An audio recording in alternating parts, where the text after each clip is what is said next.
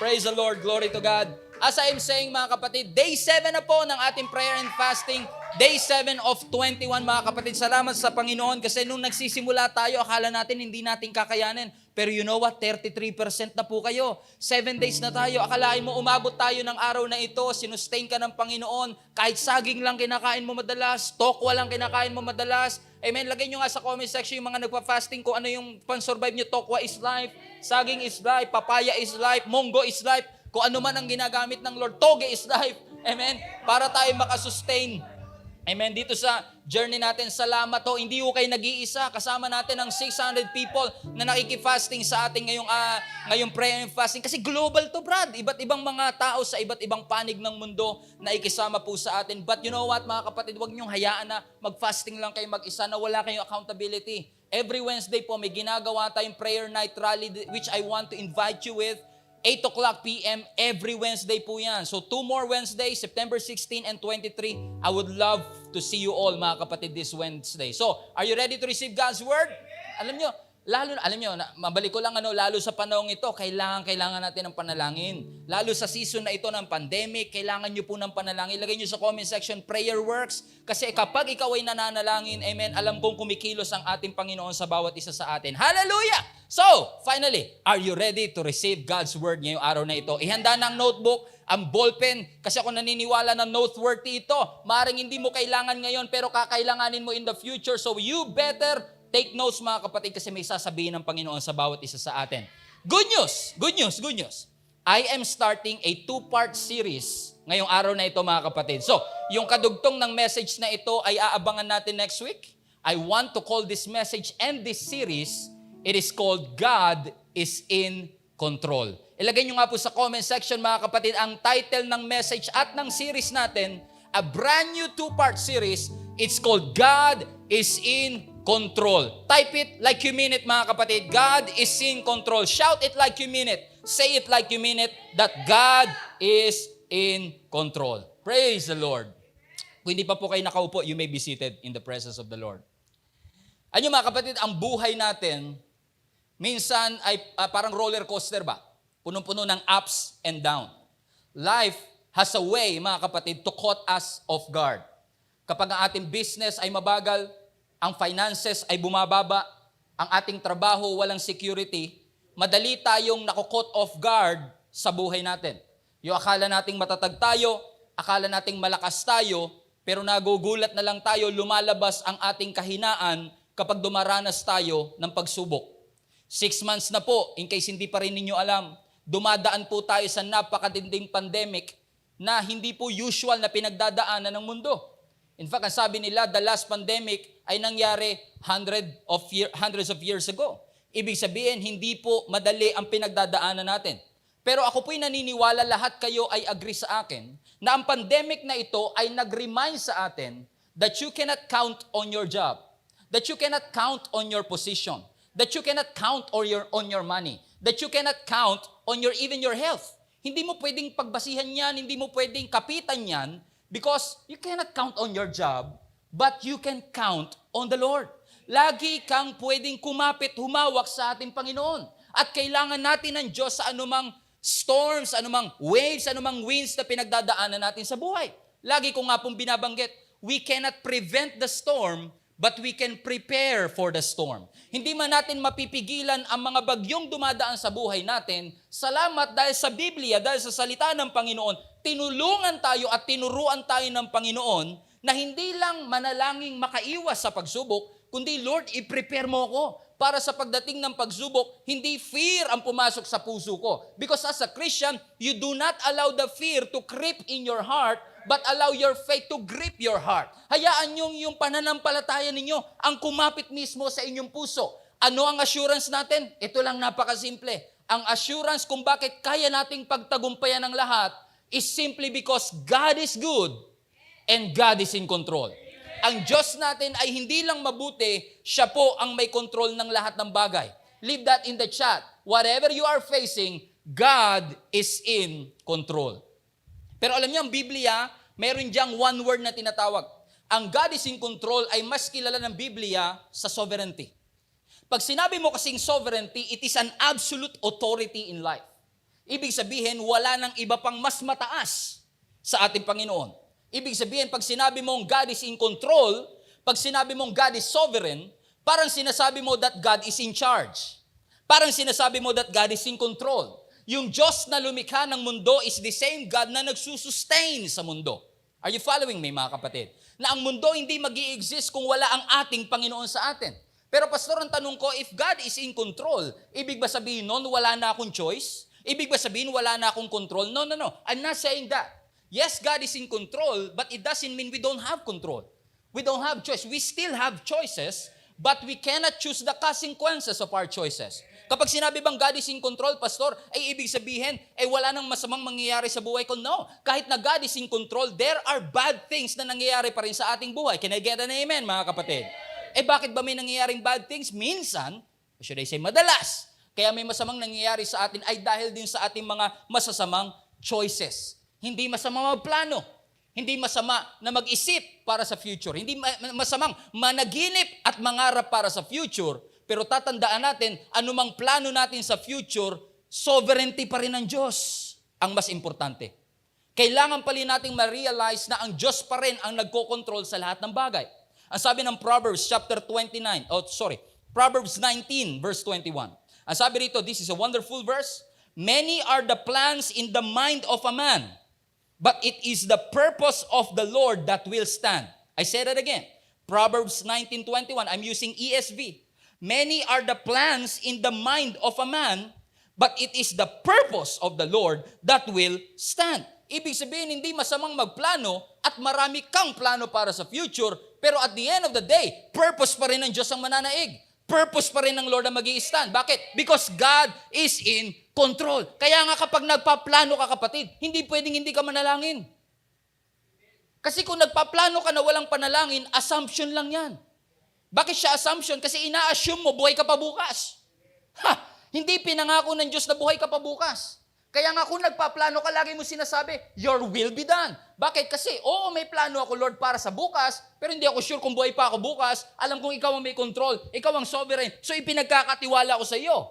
Let your will be done. We need to live a God-filtered life. Pag tayo nagpaplano, kapag tayo ay gumagawa sa ating buhay, lagi natin i-consider, ano kaya ang sovereign will ng ating Panginoon sa bawat isa sa atin? Sa panahon ng kakulangan, sa panahon ng kasakitan, sa panahon na parang hindi natin alam kung ano ang gagawin, lagi mong tatandaan, God is in control. Pastor, hindi mo alam ang nangyayari sa aming pamilya ngayon. 6 months na po, walang trabaho ang aking asawa. 6 months na po, Pastor, na wala kaming provision financially. Ang anak ko hindi makapag-enroll kasi wala kaming internet na regular o consistent sa aming bahay. What shall I do? Ibig ba sabihin noon, amen, na God is in control, kailangan maghirap din kami, kontrolado pa rin ba ng Panginoon to? Now, let me just encourage you, mga kapatid. Let me just preach to you a little bit. Remind yourself of this. Nobody is without a blessing. I say that again. Nobody is without a blessing. Sa Tagalog, walang taong walang pagpapala. Lahat ng tao may pagpapala na ibinibigay ang Panginoon. Minsan, hindi mo lang mapansin. Minsan katabi mo na, hindi mo na ikitang God's best. Hallelujah. Minsan katabi mo na pero hindi mo na ikitang blessing. Minsan yung asawa mo, ang tingin mo curse, pero ang bigay sa iyo ng Lord, blessing. Sabi mo sa katabi mo, you are a blessing. You're not a curse. Kasi alam niyo mga kapatid, kahit na wala kang pera sa bulsa, kahit na walang ospital na tumatanggap sa iyo, kung maubusan man ng natural way na pagpalain ka ng Panginoon, meron pa ring supernatural way lagi ang ating Panginoon para tayo ay pagpalain. God will never run out of ways to bless you. He will never run out of ways. Hindi mauubusan ng Diyos. Creative ang Diyos natin. Kaya niyang gumawa ng paraan para ikaw ay pagpalain. Kung gusto kanyang kausapin, kaya ng Diyos gamitin ang donkey para mangusap sa iyo. Kung gusto kanyang pakainin, kaya niyang gamitin ang raven para mag-send ng pagkain sa iyo, katulad ng ginawa niya kay Elijah. God can do the impossible. God is not God because He can do the possible. God is God because He can do the impossible. Ang Diyos natin, hindi lang siya Diyos dahil kaya niyang ibigay yung kagustuhan natin. No, kahit imposible, kahit sinabi ng doktor na wala ng pag-asa, always remind yourself, ang sabi ng doktor sa natural, hindi kaya. Pero ang sabi ng sovereign God, ang sabi ng may absolute authority in my life, I will live and not die. Ibig sabihin, ang sovereign will pa rin ng Diyos ang mangyayari. Can I get an amen, mga kapatid? Amen. Amen. Praise the Lord. Glory to God. Amen. Alam niyo, sa panahon natin nakakalungkot, dahil 6 months na nga, no, magsi 7 months na tayo nasa pandemic, marami na ang taong sumuko. Marami na ang tao, hindi man sumuko per se in life, pero sumuko na mangarap. Ako, pastor, makasurvive lang ako, okay na ako. Parang maraming Christians nowadays, sumuko na, hindi na nananalangin, hindi na declare. Kasi ano pang silbi na mag-declare ako ng mga promises ng Diyos? Tignan mo ang nangyayari sa buhay ko. Parang wala naman ako kasama. Parang iniwanan naman na ako ng Diyos. Ginawa ko ng lahat, pastor, pero parang walang tumutulong sa akin. Parang walang Diyos na naikinig sa akin. Parang wala akong kasama. Yung sinasabi mo, pastor, kanina, that God is with me, di kayo maranasan. Feeling ko, kapag ako may problema, feeling ko ang Diyos absent. Minsan mas present pa si Satan. Laging bumubulong sa akin. Laging may sinasabi sa akin. Pero ang Diyos, parang lagi siyang no-show. Okay, let me just encourage you mga kapatid. You are not in this struggle alone. You're not. Okay? Hindi ka mag-isang dumadaan sa mga pagsubok ng buhay. You are not in this difficulty alone. You are not in this problem alone. You are not in this lack alone. You are not in this unproductivity alone. Anong assurance? God is good and God is in control. Mga kapatid, kahit feeling mo walang Diyos kang kakampi, parang feeling mo walang Diyos na nakikinig sa iyo. Aba kapatid, tignan mo yung mga katabi mo ngayon. Tignan mo yung mga nasa comment section. Tignan mo ang mga kapwa mo mananampalataya. Kasama mo yan. Dumaraan din sa pagsubok yan. Do you agree with me mga kapatid? Right? Plus, ang sabi ng Bible sa atin, meron tayong mga kaibigan sa kalangitan. You have friends in high places. Hallelujah. Minsan tayo, pag may nilalakad tayo sa City Hall, may nilalakad tayong papel, parang kailangan natin ng koneksyon sa loob. Kasi kapag may koneksyon ka sa loob, mas mabilis maproseso. Tama? Mga kapatid, minsan pag nananalangin ka, feeling mo wala kang koneksyon sa taas. Kapatid, meron kang koneksyon sa taas because you have friends in high places. Ang kapangyarihan ng kakampi mo sa taas ay higit na mas makapangyarihan sa kapangyarihan ng mga kaaway mo. Ang daming kapangyarihan nung sinabi ko na yun. Okay, ang kapangyarihan ng kakampi mo ay mas matindi sa kapangyarihan ng mga kalaban mo. Because God is in control. Hindi mo lang ma-appreciate minsan, pero yung kasama mo sa link up group, kasama mo sila. Yung mga angels, I believe, Jesus himself rather, is interceding for all of us. Hindi natin pwede sabihin nag-iisa tayo. May kasama ka kapatid. Lagay nyo sa comment section, I've got friends in high places. May mga kaibigan ako nasa taas. Naalala ko tuloy sa Exodus chapter 17. It is a story kung saan ang mga Israelites ay nakikipaglaban against the Amalekites. So, ang sistema, si Joshua bilang leader ng mga warriors at that time, siya ang lumalaban-laban sa Amalekites. Pero si Moses, si Aaron, tsaka si Hur ay nandun sa ibabaw ng bundok, okay? Wala sa labanan, nasa ibabaw ng bundok, and they are looking at the battle at their perspective. Okay? So naglalaban-laban sila, pero ang sabi ng scripture, kapag tinataas ni Moses ang kanyang tungkod, hallelujah, nananalo sila Joshua na nasa baba. Pero kapag binababa ni Joshua yung tungkod, parang may magic ba? Natatalo sila. Napansin ni Aaron tsaka ni Hur, ay grabe, pag tinataas, nananalo, pag binababa, natatalo, ay tulungan natin to si Moses. Iangat natin yung kanyang kamay. Kung ikaw si Joshua, kung ikaw nakikipaglaban, kung ikaw feeling mo parang natatalo kayo, defeated kayo, disappointed kayo, outnumbered kayo, ang kailangan mo kakampi. Okay? Ang kailangan mo kakampi. Sino ba kakampi ni Joshua? Si Moises. Asa si Moses? Nasa taas. Sino ba kakampi ni Joshua? Si Aaron. Asa si Aaron? Nasa taas. Asa si Hur? Lahat ng kakampi niya nasa taas. At kung ikaw si Joshua, pwede sabihin mo, kaya kami natatalo kasi iniwanan na kami. Pinabayaan kami. Hindi ba mga kapatid, dyan minsan ang dilema nating lahat? Walang nagmamalasakit sa akin. Walang nagpe-pray sa akin. Nobody is on my side. Nobody is supporting me. Si Moses, Aaron, and Hur, asa na kayong lahat? Pero hindi alam ni Joshua na yung tatlo hindi lang nagmamasid sa taas, nananalangin para sa kanila. Si Joshua, merong friends in high places. Literally. He got friends in high places, which is interceding for them. Mga kapatid, let me just encourage you this. Hindi lahat ng miracle na nakukuha mo dahil sa prayer request mo. May mga panalangin na sinasagot ang Diyos dahil may mga kaibigan ka na nanalangin para sa'yo. Kaya hanggang ngayon, nasa church ka pa rin, hindi dahil talagang committed ka. Nawala na nga yung passion mo, nawala na yung commitment mo, pero may mga friends ka sa church because church friends are forever friends. May mga kaibigan ka sa church na laging nananalangin para sa iyong katagumpayan. Hindi sila nananalangin na masagasaan ka, maaksidente ka, mabilaukan ka. Ang pinagpe-pray nila, katagumpayan mo, kapatid. You got friends in high places. Hallelujah! You're not alone. Hindi ka nag-iisa. Kasama mo ang Diyos. Kasama mo ang mga kaibigan mo sa church. You are not in this struggle alone. Sabi mo sa katabi mo, good news, hindi ka nag-iisa. Ilagay nyo sa comment section, I'm not alone. Praise the Lord. Ano ang sabi ng Bible sa Psalms 56? Ang sabi ng psalmist dito, when I cry out to you, kapag ako'y dumudulog sa iyo, Panginoon. Sabi nga pala ng Diyos, di ba? Sabi nga pala ni Abraham, rather, I am a friend of God. He got friend in high places. Kaya sabi ng psalmist na ito sa Psalms 56, very consistent. When I cry out to you, God, my enemies will turn back. Wow, grabe, magic ah. Pag dumulog ka, tumatalikod ang kaaway.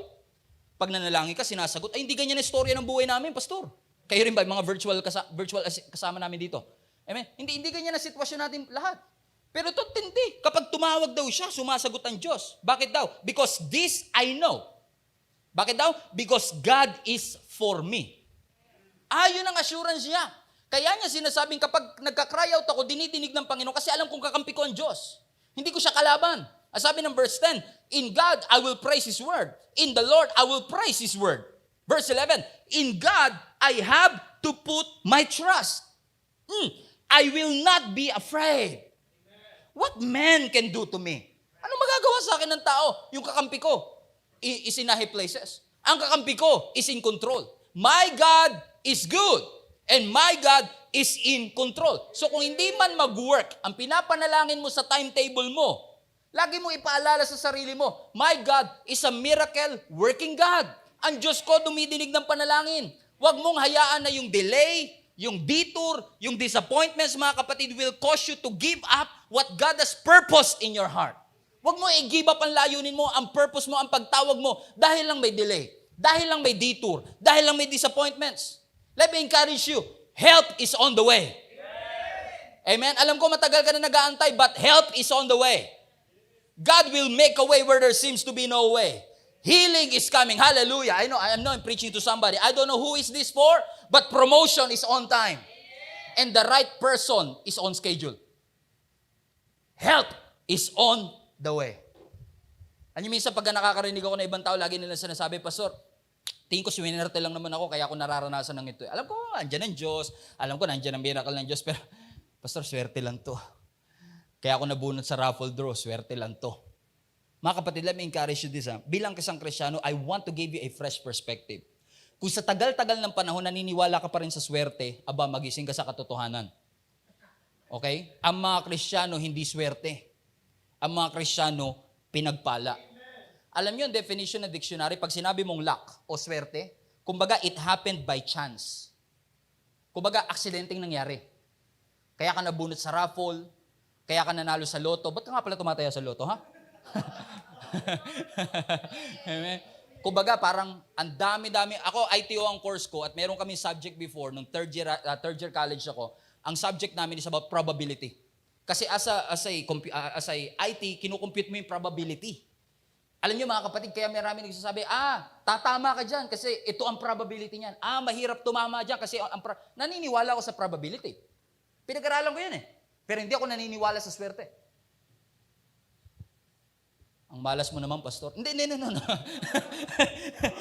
Hindi ako naniniwala. Kasi ako naniniwala, kung may pagpapala kang nararanasan, merong somebody from upstairs, in high places, na nagbibigay sa iyo yan. Hindi yan basta bumagsak lang sa langit. Ano ang sabi ng James chapter 1 verse 7? Every good gift and every perfect gift is from above. So kung may blessing, hindi lang dahil magaling ka. May nagbigay niyan. Ang sabi nga ng NLT, whatever is good and perfect comes from above. Ulitin ko po ulit. Nobody is without blessing. Walang taong hindi pinagpala ang Panginoon because God is sovereign. And if God is sovereign, therefore, you're not lucky. Think about that. You're not lucky. You are blessed. At kapag sinabi mong blessed ka, ibig sabihin, God caused it and God allowed it. Kaya mo na-receive. Either si Lord mismo nagbigay O inalaw ng Diyos na mangyari sa buhay mo? Kapag kasi swerte ka lang, ibig sabihin, it happened by accident. Kapag blessed ka, ibig sabihin, may nagbigay. Sa swerte, walang napapapurihan. Aksidente eh. Pero sa blessing, meron kang pwedeng bigyan ng papuri.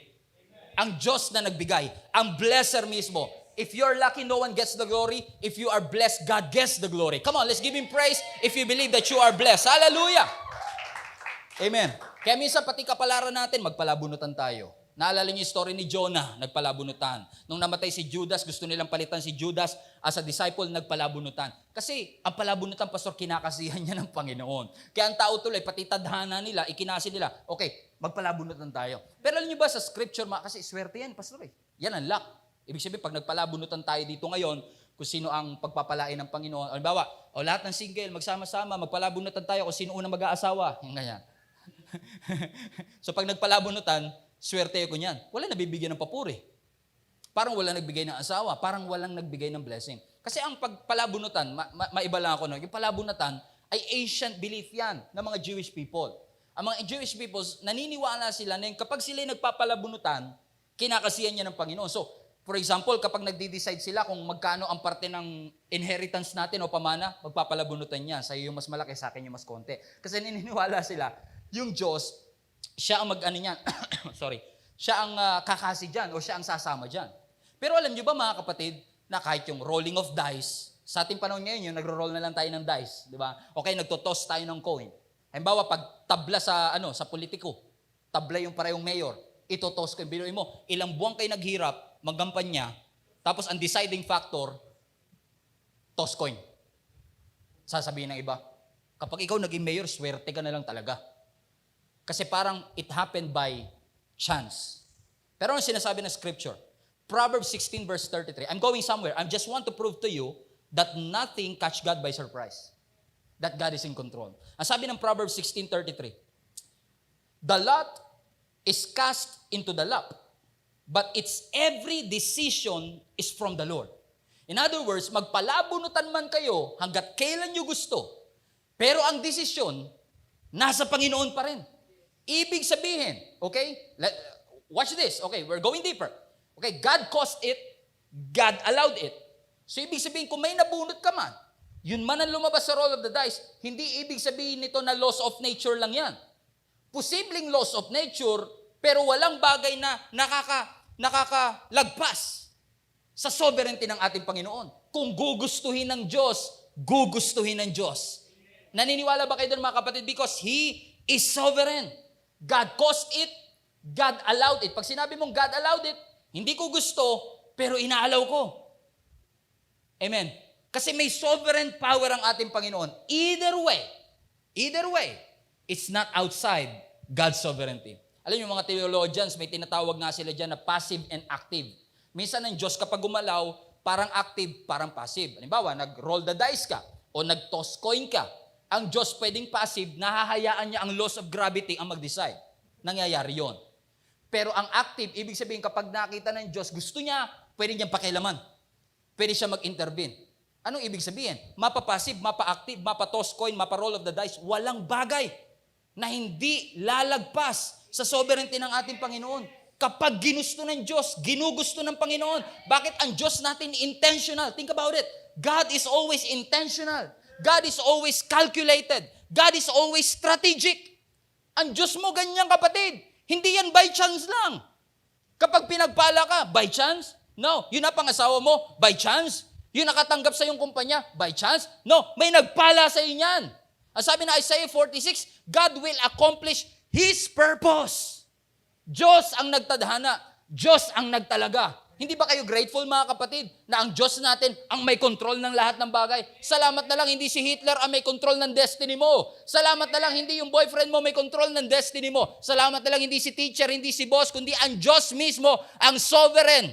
Amen. Meron siyang sovereign power para para magbigay ng mga bagay sa ating mga buhay. Hallelujah. I'm preaching myself happy. Praise the Lord. Amen. Madalas ko ang nare-receive, Pastor, pwede ba mag-lucky charm? Lucky bracelet. Yung pastor, naramdaman ko, pag nagbabasketball kami, tapos yung medyas ko madumi, parang swerte. Feeling ko na nanalo kami. Amen? Pastor, masama ba yung mga lucky charm, lucky bracelet? Nakuwento ko na to, lagi ko rin itong pinipreach before Ay, so, nandito minsan sa mall natin, sa building natin, bago ako umakyat, may nag-alok sa akin, Sir, gusto mo po ba bracelet pampaswerte? Sabi ko sa kanya, ay, hindi ko pwedeng bilhin yan. Kasi kapag binili ko yung pampaswerte, mamalasing ka. Tsaka napansin ko, parang hindi totoo parang hindi tunay yung pampaswerte kasi ang dami pa rin nilang tinda, walang bumibili, so malas. Kasi kung swerte yun, dapat nabili na kagad. Hallelujah. Kasi parang, wala ba? Pastor, wala naman siguro mawawala, di ba? Kung magsusuot ako ng bracelet, kung itatapat ko yung sopa namin sa may north para pumasok ang pagpapala. Wala naman siguro mawawala, Pastor. Hindi, may nawawala. Ano yung nawawala? Yung faith mo na ang Diyos sovereign. Kasi pag pinagpala ka, sasabihin mo, ay dahil sa bracelet yan. Kapag ngayon nakakuha ka ng panalo sa basketball, ay dahil sa maduming medyas ko yan. So wala napapapurihan kundi medyas. Walang napapapurihan kundi ang bracelet. Kapatid, baguhin natin yung ganyang perspective. Ang Diyos sovereign. Walang bagay na hindi nakakadaan sa ating Panginoon. Nothing catch God by surprise. Maniwala ka. God is in control. Ano man ang ating pinagdadaanan, God is sovereign. Ang buhay ng tao, kapag hindi naniniwala sa sovereignty ng Diyos, punong-puno ng kalituhan. Malilito kayo. Paano nangyari ito? Saan ito nanggaling? Pero kailangan mo maniwala, kapatid, that God is a sovereign God. When you say that God is sovereign, you are saying that God is in control. You believe that nothing happened outside His sovereignty. You believe that nothing catch God by surprise. Leave this in the chat. Leave this in the chat. Leave this in the chat. Ilagay nyo sa notebook ninyo. Even when things seems out of control, God is still in control. Even when it seems like your life is out of control, let me just preach to you. God is in control. Tingnan yung nangyari kay Job. Tingnan nyo ang nangyari kay Joseph sa scripture. What happened to Job was unfair. What happened to Joseph was unfair.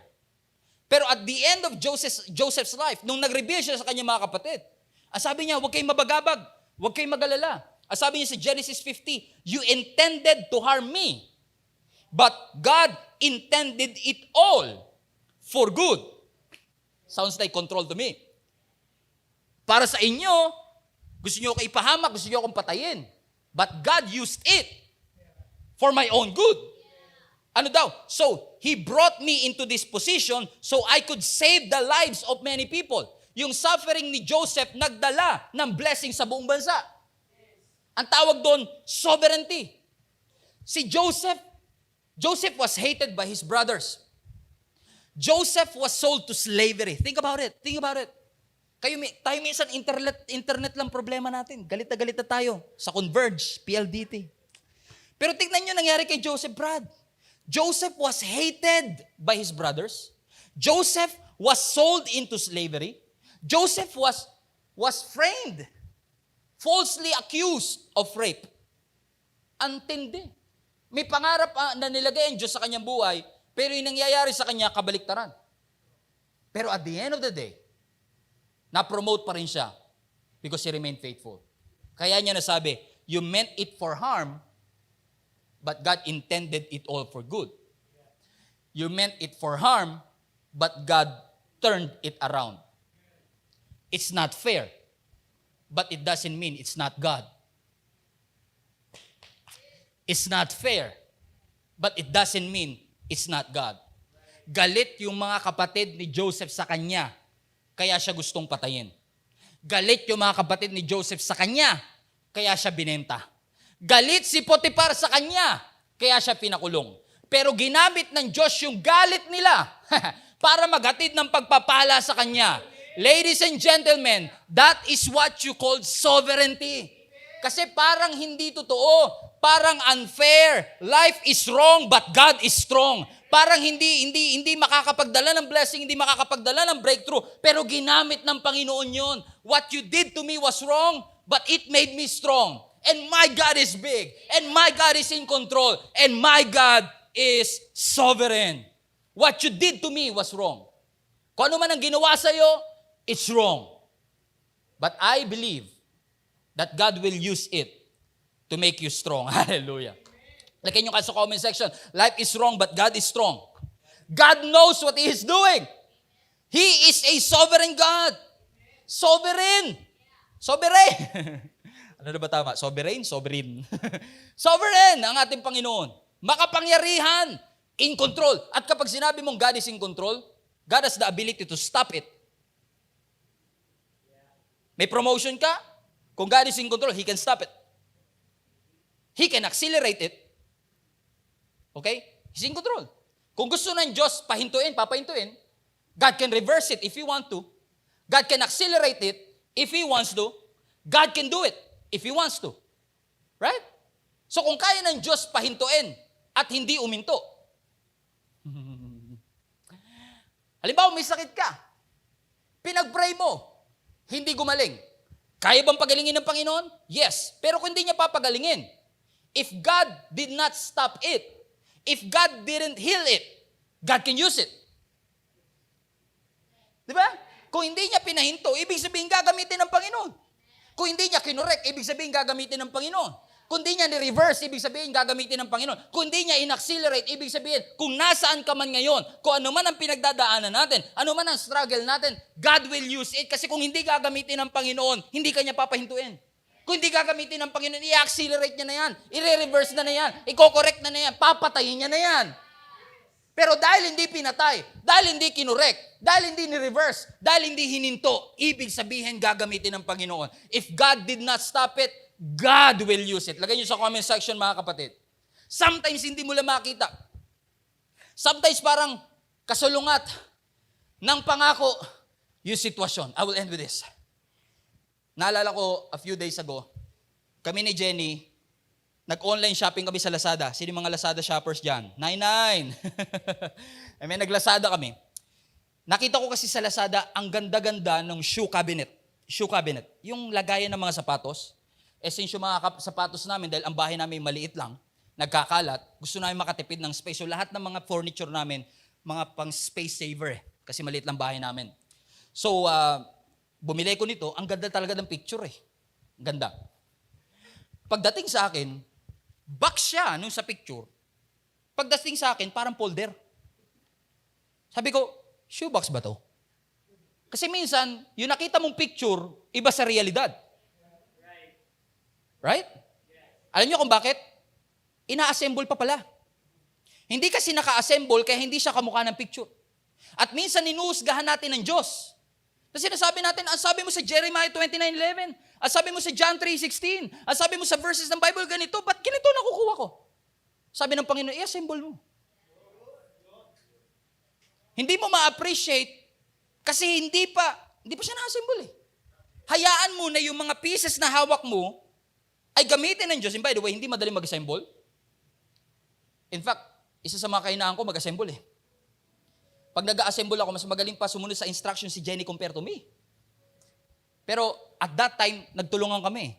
Kala mo talaga, binubuo namin 3 floors na bahay Kala mo talaga, kotse ina-assemble namin cabinet na ganito lang kababa. Nagtulungan pa kami. Because we need to assemble it para makita namin yung picture. Kaya pala ang sabi ng scripture sa Romans 8, all things work together for the good of those who love God. Sa una parang walang silbi, sa una parang, ito na ba yun? Sabi ko pa kay Jenny, bakit parang plastic? Bakit parang plastic bag? Kasi hindi pa assembled Wala pa yung nagpapatibay. Alam mo kapatid, huwag mong husgahan ang sitwasyon mo base lang sa nakikita mo ngayon. God's sovereignty is not just about who you are today, but who you will become. Tandaan mo, ang Diyos, He can see your future. Nakikita niya yung finished product. Ang nakikita mo ngayon ay yung puzzle na hindi nakabuo. Amen? Shoe cabinet na hindi naka-assemble, pero hindi ibig sabihin, hindi na sovereign ng Diyos. Hindi ibig sabihin na wala ng control ang ating Panginoon. It's not about where you are. It's all about where you are going. Ano ang finished product? Ano ang picture perfect? Bakit? Ang lagi nating panghawakan, God is good and God is in control. Leave that in the chat, mga kapatid. God is good and God is in control. Mapamalaking bagay, maliit na mga bagay sa buhay ko, Kontrolado ng Panginoon. Controlled ng Lord ang universe. Controlled din ng Lord ang mga nerves natin. Controlled ng Lord ang universe. Controlled din ng Lord ang mga cells natin. Ganyan ang ating Panginoon. He is so big. He is so strong. He is so mighty, mga kapatid. Ang sabi ng Psalms, the depths of the earth are in His palms. Ganun kalaki ang Diyos. Hawak niya tayong lahat sa kanyang palms. And I like to believe that is a literal picture of how big our God is. Hawak niya ang depths of the earth. He's so big. He's big enough to hold the world at the palm of His hand. But detailed enough to number your hair. That's your God. That is the power and the authority of your God. He placed the stars in the sky and they know it by name. Tayo nga, wala pa, yung mga star nga, wala pang iba, wala pang pangalan eh. Pero ang Diyos, siya na naglagay, siya pa nagpangalan, and yet, alam niya ang mga cells natin sa katawan. Kaya niyang kontrolin ang mga cancer cells natin. Kaya niyang i-dissolve ang lahat ng mga bagay na yan. What a mighty God we serve. What a mighty God we serve. Sabi ng kanta. What a mighty God we serve. Look at this. Angels bow before Him. Heaven and earth adore Him. What a mighty God we serve. Sounds like control to me. God is sovereign. God is in control. God is the same yesterday, today, and forever. Think about it. Lagi natin binabanggit, kaya parang wala nang dating, no? Jesus is the same. Yesterday, today, and forever. Brad, good news yun. Si Lord hindi parang internet mo. Si Lord consistent. Internet mo hindi. Si Lord reliable, pero internet mo hindi reliable. Si Lord unchanging, pero internet natin speed pabago-bago. Kapatid, wag mo ikumpara ang Diyos sa internet kasi ang Diyos natin, He's so powerful. Amen? He hold us at the palm of His hand. Can I go deeper before I close? Deeper. Hindi lang siya in control. He's all-knowing and all-seeing. All-seeing.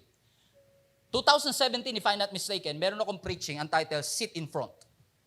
At sabi ko doon sa message na yon, where you sit determines what you see. Kung saan ka nakaupo, it will determine your perspective. Kung nasa likod ka, maliit na kami. Kung nasa harap ka, nasa spitting zone ka, pati laway ko, ramdam mo. Okay? Because where you sit determines what you see. If you want to listen to that, nasa Spotify ho yan. Okay? Sit in front. Amen? Because God, amen, is not just omnipresent. He is all-knowing and all-seeing. Where He sits determines what He sees. And from where He sits, He sees everything. From where He sits, He sees your future. Yung kinakaupuan kasi natin, hindi natin makita yung future. Pero yung tronong inuupuan ng Panginoon, kita niya future. Yung tronong inuupuan ng Panginoon, kita niya lahat.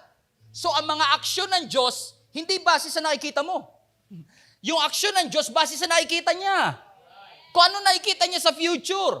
He sees everything. Hindi mo makita, kaya hindi mo ma-appreciate. Pero ang nakikita ng Panginoon, 6 months from now, 8 months from now, 6 years from now. Kaya ang aksyon ng Diyos, ang pagpapala ng Diyos, hindi nakabase sa nakikita mo ngayon, kundi nakikita ng Diyos years ahead, months ahead. Hindi ka natanggap sa trabaho, hindi ka na-promote, feeling mo you don't have what it takes. Yun yung nakikita mo. But from where God sits, nakikita niya 6 months later, magsasara yung kumpanya. So now you will realize, it's not rejection. It is protection. Because from where He sits, He sees the future. Come on, somebody. Hindi na-approve ang business mo, pero hindi ibig sabihin that you don't have what it takes. From where He sits, baka sinasabi ng Panginoon, meron pang negosyo na mas maganda dyan. Hallelujah! Because God is in control. Kapag may ginagawa ang Diyos, when God does something, purihin mo ang Diyos. And when God does nothing, you should praise the Lord as well. Why? Because God is good and God is in control. Leave that again in the chat. Alam ko pangatlong beses na, pero lagay mo, God is good and God is in control. Hallelujah! Sovereign will. Sovereignty. Will of God. Even Jesus, when He was born, si Herod gusto siyang patayan. Remember that story? Herod as a king, sa nakaupo sa trono. But from where God sits, He has all the power. Amen? Gustong patayin si Jesus ni Herod. But you know what? God is so sovereign. No Herod can win over Him. Mas malaki yung Diyos mo kay Herod. Mas malaki yung Diyos mo sa anumang pagsubok na pinagdadaanan mo. So guys, listen to me. Whoever is trying to stop what God wants to do in your life, they cannot succeed. You have a friend in high places, and your friend is in control. Pastor, kung gusto lang sana ako ng boss ko, baka maaga ako na-promote. Kasi sa mundong ito, kailangan marami kang koneksyon. Kung kasundo ko lang sana yung teller dun sa City Hall, baka napabilis yung proseso ng mga papeles ko. Again, yung kakampi mo ay mas makapangyarihan sa umaaway sa iyo. You have a friend in high places. Kahit may kakulangan, kahit may impossibility, kahit may unproductivity, kahit may sickness, God can override the lack. God can override yung kakulangan. Kaya ng Lord i-override because God is in control. God can override the impossibility. Remember Abraham and Sarah? Remember Elizabeth and Zechariah? Impossible. Remember Moses and the Israelites in front of the Red Sea? God can override the impossibility. God can override the lack. And God can override even the things that hold you back. So wag mo sabihin, hindi na yata ako makakapag-asawa. Hindi na yata ako magkakaanak. No, God is in control. Hindi na yata ako makakapag-asawa. No, from where He sits. Baka magkaasawa ka pa. Lagay mo sa comment section, itag mo yung kaibigan mo single. Makakapag-asawa ka pa. Pastor, bingo card na to. Kahit na. God is in control. Huwag kang umintong maniwala. Hindi nagiginawa ang buhay mo. Hindi ibig sabihin na yun na nakikita mo, hindi yun ang mangyayari. Hindi na yata ako makakapagtapos ng pag-aaral. Hindi na yata ako mapopromote. Wala na yata breakthrough na mangyayari sa buhay ko. Hindi na yata magkakasundo-sundo ang aking family. No, God can override the impossibility. God can override the lack. Kahit mamatay ka pa. Hindi dead end ang kamatayan sa ating Panginoon because God is in control even in our life. Remember Lazarus? He was dead for 4 days. 4 days. Too late. Sabi ng iba, it's too late. Gusto mo i-resurrect, it's too late. It's too late to apologize. Kasi sabi ni Martha, if you have been here, Lord, hindi siya na siya namatay. Sumuko na yung magkapatid eh. Pero after 4 days, Jesus went into His tomb. 4 days. Alam niyo ba, trivia lang. Ang mga Jewish people, naniniwala sila na ang kaluluwa ng isang tao, pwede pang bumalik sa namatay na tao within 3 days. Within 3 days. So, kung patay ka within 3 days, nananampalataya pa silang pwede ka mabuhay. Kasi yung kaluluwa mo nandiyan pa eh. Yun ang paniniwala nila eh. So, I believe God did that. Jesus did it in purpose. Sinadya ng Diyos sa 4th day. Para sabihin talaga ng mga tao, hindi to aksidente. Hindi to swerte. Hindi to luck. Alam natin, God is in control. Even the dead end. Amen? Control ng Diyos yan. It seems too late, pero may ginagawa ang Panginoon. It seems too late, but God knows what He is doing. It seems like a dead end, but God knows what He is doing. Hinahadlangan nila ang benefits mo. Hinahadlangan nila ang promotion mo. It seems like it's a dead end, but God knows what He is doing. Ang Diyos walang plan B. Ang Diyos hindi nakakalimot sa Kanyang gustong gawin sa iyo. Amen? God has a purpose in your life. Makakapagplano tayo, pero ang purpose pa rin ng Diyos ang mananaig. Lagay mo sa comment section, God knows what He is doing. With man, it is impossible. But with God, all things are possible. Come on, let's give Him the praise. All things are possible. You cannot, but God can. So allow God to be God. Kung hindi mo kaya, hayaan mo ang Diyos ang gumawa sa buhay mo. Allow Him to be God. Huwag mong kuhanin ng trabaho ng Diyos sa buhay mo. Ipagkatiwala mo yan sa Diyos. Hindi mo na nga kabisado, hindi mo na nga alam ang future mo, nakikialam ka pa. Huwag mo na pakialaman yon. Hindi mo kontrolado yon. From where you sit, hindi mo kita yon. But from where God sits, He knows your future. He knows what you are going through. Ipagkatiwala mo na lang sa Diyos na nakakaalam ng ating future. With God, all things are possible. Kapatid, kung ikaw man ay natatagalan, naiinip, sumusuko, makinig ka sa akin, eye to eye. Sa tamang panahon, ibibigay yan ng Diyos. Nakatutok ba yung camera? Siguraduhin lang natin. Sa tamang panahon, kapatid, makukuha mo yan. Sa tamang panahon, yung promotion darating. Sa tamang panahon, makakagraduate ka. Wag lang 20 years. Sa tamang panahon, aral-aral din. Sa tamang panahon, gagawin ng Panginoon niya. Ano yung sabi ng scripture? Last na. When the time is right, Isaiah 60:22. When the time is right, God will make it happen. Alam niyo na naging pastor ako? Actually, youth pastor pa lang. 2004, 18 years old. I'm not the most qualified. People don't believe that I have what it takes. May mga taong hinaharang yung pagkakalagay ko sa pagiging youth pastor because they don't believe that I can. And well, they're right. I can't. Pero yung Diyos ko, mas makapangyarihan sa kahit sino pa man dito sa mundong ito. Kaya kahit tinakasan ko, kahit iniwasan ko, hello! Eto na ngayon. Amen? 20 years later, pastor na ng inyong church. Bakit? Hindi ko gusto. Ayaw ko. Gusto kong takasan. Pero ngayon, mahal na mahal ko eh. Bakit? Alam kong kontrolado ng Diyos. Inalaw ng Diyos na ibigay ito sa akin. Inibig ko, minahal ko. Kaya ginagawa ko ito para sa ating Panginoon. Kapatid, listen to me. Kung para sa'yo, para sa'yo. So kung hindi para sa'yo, huwag mo na ipilit. Kung para sa'yo yan, mangyayari yan. Kung binibigay talaga ng Diyos yan, gagawin ng Diyos yan. May setback, may delay, pero kung para sa'yo, para sa'yo. May disappointments, pero kung para sa'yo, para sa'yo. Amen. Huwag mo isipin na kinakalaban ka ng Diyos, iniiwan ka ng Diyos, absent ng Diyos. No, God is not fighting you, He's fighting for you. Nakikipagbakbakan ng Diyos para maramdaman natin at ma-receive natin ang mga pangako ng ating Panginoon sa atin. He is sovereign. Nung sinabi niyang, let there be light, there was light. Hindi nagreklamo ang mga battery, hindi nagreklamo ang mga fuse. Nung sinabi ng Panginoon sa bagyo, peace, be still. Alam niyo ba, sabi ng scripture, na ang hangin hindi nakikinig sa tao, na wala tayong control sa hangin. Wala kang control sa hangin, pero ang Diyos mo meron. Sabi niya, peace, be still. Meaning, kapag sinabi sa iyo ng Diyos na don't be afraid, don't be afraid. Why? Because God is good and God is in control. Father, we thank you for this wonderful opportunity. Opportunity, Lord God, to reflect and realize na lahat ng bagay ay hawak mo. We are impotent, but you are an omnipotent God. Panginoon, ang hangin hindi na ikinig sa amin, pero nakikinig sa iyo. Ang mundo, Panginoon, hindi namin kayang hawakan, pero ikaw hawak mo. Salamat, Panginoon, sa pagpapaalala sa amin ngayong araw na ito, na wala pong imposible sa iyo.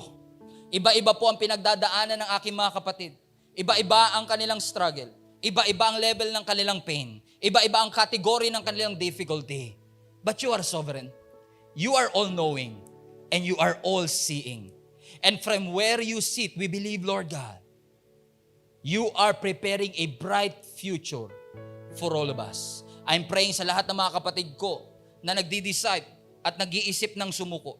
Sa mga kapatid ko na nag-iisip na parang gusto nila mag-give up sa buhay, Panginoon. Lord, hayaan mo, ipaalala mo sa kanila, wala na kaming magagawa. Lahat sinubukan na namin. Pero hayaan mong patuloy kaming manampalataya sa iyo. Kasi alam namin, with you, nothing shall be impossible. What a mighty God we serve. What a powerful God we serve. We love you, Lord. We thank you, Lord. Kontrolado mo ang aming kalusugan. Kontrolado mo ang aming finances. Kontrolado mo even this COVID-19. Kontrolado mo, Panginoon, ang mga nangyayari sa aming mundo. Kontrolado mo ang aming mga politicians. If you want, you can. Pero salamat, Panginoon, patuloy mong ginagamit ang mga sitwasyong ito. Ang galit, ang sakit, ang pag-aabuso, Panginoon, para magbigay ng breakthrough sa bawat isa sa amin. Thank you for using the breakdown for our breakthrough. Thank you for using the test for our testimony. Lord, thank you for using our mess to create a fresh message, Panginoon. A fresh testimony to our life. We give you back all the glory. Katulad ng sinabi ni Joseph, the man intended it for harm, but you are all powerful, Lord God, to turn it around. Turn it around, Lord, in your own timing. sa tamang panahon, it will happen. All glory belongs to you. In Jesus' mighty name we pray. If you receive that prayer, say amen in the chat. Amen. Maraming palakpak emoji, hands up emoji, fire emoji, fist bump emoji. Ang ating virtual friends, nag-amen sila. Praise the Lord. Thank you so much. Pagpalain kayo ng Panginoon. Palakpakan natin malakas ang Panginoon Diyos for what He has done. Grateful ba kayo mga kapatid na ginagamit ng Lord ang pagkakataong ito para tayo baguhin? Sino sa inyo mga kapatid feeling nyo binago kayo ng Panginoon? Lagay nyo nga sa comment section, parang binago ako ng Panginoon ngayong araw na ito. And I want to take this opportunity as we go to our giving mga kapatid, to our tithes and offering. Let me just pasalamatan ho, lahat ng tao na nagbibigay at patuloy na nagbibigay. Salamat po sa inyo. Pwede nyo po bang ilagay sa comment section? Alam ko kanina pa ako palagay pero ilagay nyo pa rin. Lagay nyo nga sa comment section mga kapatid. Ilagay nyo sa comment section, salamat sa inyo for faithfully supporting this ministry. Salamat sa inyo for faithfully giving. Because of your faithfulness mga kapatid, we are able to do what we are called to do. Because of your faithfulness mga kapatid, nakapagpapatuloy tayo. Because of your faithfulness, we are having church right now. Without your generosity, it will not happen. So I will ask you one last time, remain faithful mga kapatid, with your tithes and offering, with your pledges and with your gifts. I believe, katulad ng pinangako ng Panginoon, He will open up the windows of heaven and pour out the blessings in your life. Father, as we bring our tithes and offering to you, allow each and every one of us na maging tama po ang aming puso to give cheerfully. Kasi alam namin, Panginoon, na hindi namin to ginagawa out of obligation, pero ginagawa namin to out of our devotion to you. We honor you with our finances, we honor you with our wealth, and we believe, Lord God, as you have promised, blessings will flow in our life. To you be all the glory, honor, and all the praise. In Jesus' name we pray. If you receive it, shout amen. Marami pong pamamaraan para kayo makapagbigay. Go to www.gsmnb.com/give. Pwede ko po yung magbigay online, bank transfer, remittances, o what else? Physical, pwede kayo magbigay physical every Saturday from 1 to 6 p.m. May mga tao po magre-receive para sa inyo. You want it to be picked up, gusto nyo ipa-pick up within Kamanaba, o siguro wag nyo lang pagbarkuhin yung nagpipick up siguro, o wag nyo lang pag-aeroplanuhin, basta yung malapit lang. Amen, we will try our best mga kapatid para mas ma-eliminate yung exposure ninyo sa mga tao at maprotekta ng inyong kalusugan. But either way mga kapatid, if I would like to ask you as your pastor to please continue being faithful with giving mga kapatid. Because we cannot continue what we are doing if you are not faithful, if you are not generous. Amen? Pagpalain nawa kayo ng ating Panginoon at lahat ng pagpapala ng Diyos ay bumunga sa bawat isa sa atin. Mga kapatid, day 8 na bukas! Salamat sa Panginoon for sustenance. See you on Wednesday mga kapatid. Before tayo mag-benediction, once again, kumapit po kayo, huwag kayong sumuko. Kapag feeling nyo parang sukon-suko na kayo, parang hindi nyo na kaya, mag-chat kayo, mag-message kayo, mag-email kayo sa amin. We will try our best mga kapatid na samahan mo kayo sa journey na ito. Malapit na po, more than 30% na tayo. Marami pang gagawin ng ating Panginoon. Tayo po lahat ay tumayo. Itaas natin ang ating dalawang kamay and receive the blessing from our God.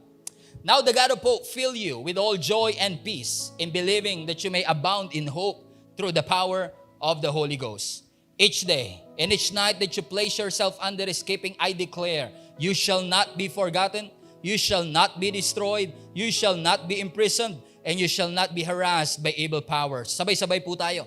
Bless this house and those within. Bless our giving and our receiving. Bless our words in our conversation. Bless our hands in our recreation. Bless our sowing in our growing. Bless our coming in our going. Bless all who enter and depart. Bless this house, your peace impart. The Lord will watch over you from this time and forever. May the love in your hearts give you joy. May the greatness of life bring you peace, and may your days be good, lives be long. The Lord bless you and keep you. Make His face shine on you. Be gracious to you.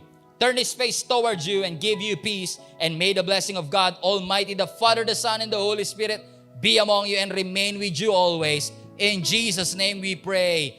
Amen. See you again next Sunday, week 2, God is in Control series. Don't leave just yet. I-share nyo po sa online palakasan kung ano ang mga sinabi ng Panginoon sa inyo. Ingat po lagi. God bless you. Punuin natin ang langit. Let us fight for our family. Come on, give Him the praise.